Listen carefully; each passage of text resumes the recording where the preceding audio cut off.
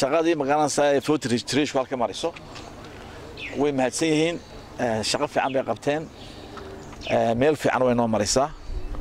waxaan isku diidnay ma jirto warbixintan siiyeen waxaan ay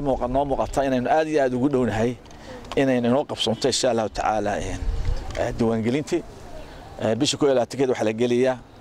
fiiheed maxaa testing baa la geliyaa tijaabadii oo waxa laga geliyaa magaalada Baki iyo magaalada Hargeysa gooba 300 qof baa lagu tijaabinayaa 200 qof wax la doonay ku cilciliyaan si loo arko baalku inuu shaqeynayo in kale si ka sax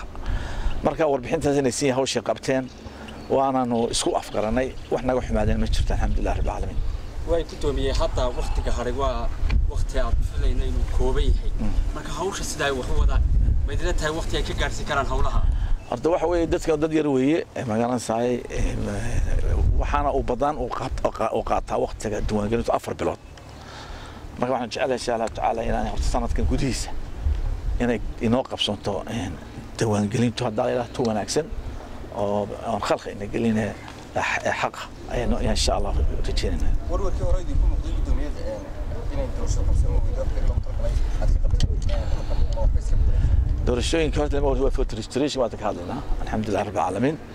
sanad wax badan baa la qaban karaa haddii la wada shaqeeyo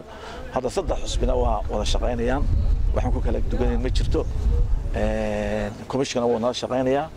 daaqlidu waa nala shaqeynaysaa marka waxay la tahay mar haddaan wada shaqeynayno in hawsha inoo hawl yaraan doonto